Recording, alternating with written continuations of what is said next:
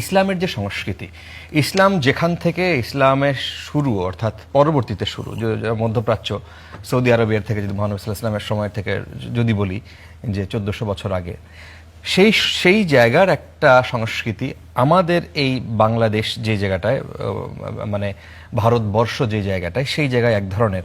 ইসলাম যখন এখানে আসে আস্তে আস্তে সে অন্য সংস্কৃতির সাথেও যেভাবে মেলার কথা, যেমন আপনার পরা যে পাঞ্জাবি, আমার পরা যে পাঞ্জাবি, ওনার পাঞ্জাবির সাথে একটা পার্থক্য আছে। এখন এই জিনিসটাকে ইসলাম কিভাবে দেখে সংস্কৃতির সাথে? আমাদের একটা কমেন্ট নিশ্চয়ই আপনি পড়েছেন যে মাওলানা ভাসানী এক কথায় বলেছিলেন যে রাজনীতির সাথে সংস্কৃতি মিলাইতে আসো না, বা ধর্মের সাথে সংস্কৃতি মিলাইতে আসো না। তো ধর্মের সাথে তাহলে কৃষ্ণচূড়ার নাম তোমরা কি দিবা? তো এই জায়গায় ইসলামের আসলে ইয়েটা কি, মানে চিন্তাটা কি, ফিলোসফিটা কি আসলে? ইসলামের প্রিন্সিপাল পজিশন হচ্ছে যে ইসলাম উরু এবং ও বলবে ইসলামিক জুরিসপ্রুডেন্সে আছে যে শরিয়ার এবং ফিক মানে জুরিসপ্রুডেন্স তৈরি করবার ক্ষেত্রে কি ধরনের সোর্সের উপর রিলাই করা যায়। তার ভিতরে কোরআন, সুন্নাহ, ইজমা, কিয়াস এগুলো যেমন আছে, উরু এবং আদার কথা বলা আছে, কাস্টমস। যে একটা সমাজে গেলে আপনি দেখবেন চায়নার মসজিদের ধরন দেখবেন, ওরা কিন্তু একটা চাইনিজ কাঠামো ব্যবহার করে চায়নার মসজিদ তৈরি করতেছে, কিন্তু আমাদের অঞ্চলের মসজিদের কাঠামো কিন্তু এরকম না। তাহলে কি আপনি, অথবা যদি ইউরোপে যান, আপনি যদি ইউরোপের একদম মেইন স্ট্রিম যারা কনভার্ট মুসলমান, তারা দেখবেন একটা মসজিদ করতেছে, এটা আবার ঠিক দেখতে আমাদের মতো আরবদের মতো না, তার একটা ওয়েস্টার্ন ডিজাইন আছে, ওইটাকে ভিত্তি করে করছে। তাহলে মসজিদের প্রিন্সিপাল কাজ হচ্ছে কমিউনিটির একটা গ্যাদারিং প্লেস থাকতে হবে, যেখানে সে নামাজ পড়বে, কমিউনিটি অ্যাক্টিভিটিস থাকবে, ফ্যামিলি গেট টুগেদার, কনভেনশন, বিয়ে শাদী সব চলবে। তাহলে এই ডিজাইনের কালচারটাকে ইসলাম অ্যাকসেপ্ট করে না? করে। তাহলে উরু এবং আদা, কাস্টম, ট্র্যাডিশনের জায়গাতে ইসলামিক প্রিন্সিপাল জুরিসপ্রুডেন্স হচ্ছে শিরক হইল তার থ্রেশহোল্ড, যে আল্লাহর সাথে তৌহিদের প্রশ্নে যদি কম্প্রোমাইজ করবার জায়গা না আসে সব কিছু জায়েজ, একদম প্রিন্সিপাল পজিশন। এখন হচ্ছে আপনি যে পাঞ্জাবির কথা বললেন, যে প্রিন্সিপাল পজিশন কি, যে ইসলাম কাপড় চোপড়ের ব্যাপারে তো অ্যালাউ করে দিয়েছে। কোনো কাপড় চোপড়ের ভিতরে শুধু বলেছে একটা পার্টিকুলার কাপড় যদি কোনো ধর্মীয় গোষ্ঠীকে রিপ্রেজেন্ট করে ওইটা তোমরা পরবা না।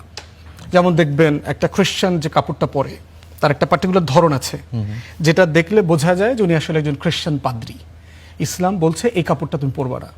কিন্তু আপনি যে কোটটাই পড়তে পারবেন, কোটটাই পরে তো কোনো সমস্যা নেই, মুসলমানরা দিব্যি পড়ছে। তাহলে সেই জায়গাতে প্রিন্সিপাল পজিশন হচ্ছে যদি আপনার শিরকের, পলিথিজমের থ্রেশহোল্ড কোনোভাবে কম্প্রোমাইজ না করে সবকিছু জায়েজ। এটা হলো কালচারের জায়গাতে প্রিন্সিপাল পজিশন। আমাদের মা খালারা এখনো নিশ্চয়ই আপনি দেখেন যে গ্রামে তারা শাড়ি পরেন, এইটাও তো অন্য ধর্মের মানুষের না, এটা ধর্মীয় পোশাক না, এটা যারা ভারতীয়রাও পড়ছে, আপনি দেখবেন যে পাকিস্তানের জনগোষ্ঠীও পড়ছে। কালচারাল সোর্স কি? কালচারের সোর্স হচ্ছে মোটা দাগে জিওগ্রাফি, দ্বিতীয়ত হচ্ছে রিলিজিয়ান, বিলিফ সিস্টেম, যে কোনো ধরনের বিলিফ সিস্টেম। এই দুইটা হচ্ছে কালচারের মোটা দাগে বিলিফ সিস্টেম। ভারতবর্ষের মানুষরাও মাছ খায়, আমরাও মাছ খাই। মধ্যপ্রাচ্যের মানুষ তো সুইট ওয়াটার ফিশ, মানে একটা ক্লোজ সার্কিটে যে মাছ পাওয়া যায়, এটা তারা তো তাদের সফটওয়্যারের ভিতরেই নাই। তারা বোধ করে মাছ মানেই হচ্ছে সাগর, এর বাইরে আর কোনো মাছ নাই। তাহলে প্রশ্ন, সে তো এটা খায় না। খায় না কেন? কারণ তার জিওগ্রাফিতে এটা নাই।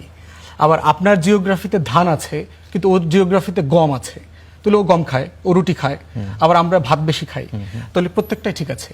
এটা আমার ট্র্যাডিশনের অংশ। এই জন্য হচ্ছে প্রিন্সিপাল পজিশন হচ্ছে যে শিরকের সাথে যদি কম্প্রোমাইজ কোনো কিছু না করে, এভরিথিং ইজ অ্যালাউড, সবকিছু করা যাবে। এবং সেভাবেই করছি। জামা কাপড় আমরা পশ্চিমের কাপড় চোপড় পরছি না, বিনা দ্বিধায় পরছি। বৈশাখের প্রশ্নে চলে আসে, আপনি যেটা আগে রেজিস্ট করেছেন, দেখেন আমাদের বৈশাখ উদযাপনে একটা বড় মিসিং জায়গা হচ্ছে এটার হিস্টোরিক্যাল কনটেক্সট। কোন জায়গা থেকে বাংলার মাসটা আসলো, কেন এই জায়গাটা করতে হয়েছে? মোগল এম্পায়ার, আকবরের সময়, তখন আপনার সোলার ছিল এটা। তখন দেখতেছে যে এই সোলারের উপরে ভিত্তি করে ট্যাক্সেশন, জমির চাষ জটিল হয়ে যাচ্ছে। কারণ জমির সাথে সম্পর্ক হলো সূর্যের, পানি কখন আসবে, বৃষ্টি কখন হবে, মাটি কখন শক্ত থাকবে, কখন নরম থাকবে, এর সাথে চাঁদের কোনো সম্পর্ক নাই, সম্পর্ক হচ্ছে সূর্যের। তাহলে আপনি চাষবাস এবং ট্যাক্সেশন যদি করতে চান, আপনার পুরো ক্যালেন্ডারটাকে সোলারে নিয়ে আসতে হবে। কিভাবে করা হবে? তখন উনি, ওনার সময়কার বলা হয় যে ভেরি ফেমাস পার্সিয়ান অ্যাস্ট্রোফিজিসিস্ট, জ্যোতির্বিদ ছিলেন আমির ফতেউল্লাহ সিরাজি, ওনাকে দায়িত্ব দেন যে এই যে হিজরি ক্যালেন্ডারটা আমরা ফলো করছি চাঁদের, এই হিজরি ক্যালেন্ডারটাকে তুমি সোলারে কনভার্ট করো। আচ্ছা। এবং সেই সোলারে কনভার্ট করে কিন্তু আপনার এক্স্যাক্টলি ওই বছর যে হিজরি মাসটা ছিল সেটাকে বাংলা মাস আকারে ধরে পুরো ক্যালেন্ডারটাকে বাংলায় কনভার্ট করলো। এই কনভার্সনের হিস্ট্রির সাথে যারা জড়িত, এই হিস্ট্রিটা দেখবেন আমার এই কালচারের সেলিব্রেশনের সাথে নাই। আচ্ছা। এবং টেকনিক্যালি দেখেন, এই ফতেউল্লাহ সিরাজির কবর কিন্তু নারায়ণগঞ্জের ফতুল্লাতে। আমির ফতেউল্লাহ সিরাজি, এই ফতেউল্লাহ পরে ফতুল্লাহ হয়ে যায় অপভ্রংশের মধ্য দিয়ে। এবং ওখানে তার মাজার একটা সাথে মসজিদও আছে, মসজিদটা উনি করেছেন এখানে এই যে নারায়ণগঞ্জের ফতুল্লাহ যেটাকে বলি। আচ্ছা আচ্ছা আচ্ছা। তাহলে আপনি দেখেন আমার কালচারটা করছেন এমন একটা সোর্সের উপরে ভিত্তি করে, যেই সোর্সটা কমপ্লিটলি এই সেলিব্রেশনে নাই। তাহলে এই যে একটা হিস্টোরিক্যাল জায়গা, এবং কি কেন করা হয়েছে, আমার মাটিকে, মানুষকে, কৃষিকে, এগুলোকে সামনে রেখে, সেই জিনিসটা টোটালি এই সেলিব্রেশনে অনুপস্থিত। এবং আমরা চাই সেলিব্রেশনটা ঠিক এক্স্যাক্টলি ওই জায়গাতে ফিরে আসুক, আচ্ছা। যে মাটিকে কেন্দ্র করে আমার মানুষকে রিপ্রেজেন্ট করবে। মানে